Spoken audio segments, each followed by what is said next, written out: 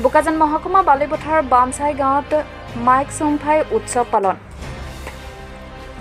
সৃষ্টিৰ আদিম কালৰ পৰা মানুহৰ মুখে মুখে প্ৰচলিত এক জনবিশ্বাস অনুসৰি বিভিন্ন ধৰ্মাৱলম্বী লোকে ভগৱানক পূজা কৰিবৰ বাবে ভগৱানৰ বিভিন্ন ধৰণৰ বৰ বিচাৰিছিল।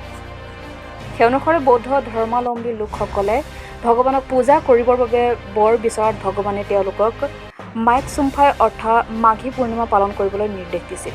সেই তেতিয়াৰ পৰাই পিতামহ তথা উপৰি পুৰুষসকলে এই উৎসৱ পালনেৰে ভগৱানক পূজা কৰি আহিছে।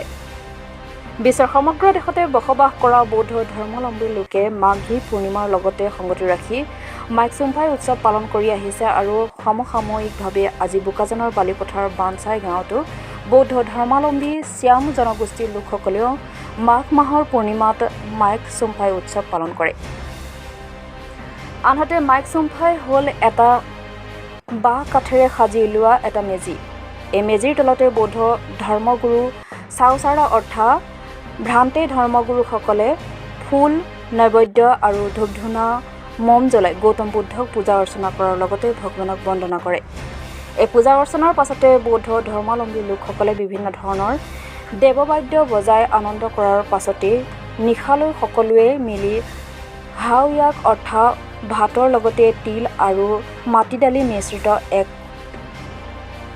কলা ৰঙৰ জলপান প্ৰস্তুত কৰি নিশাৰ আহাৰ গ্ৰহণ কৰে।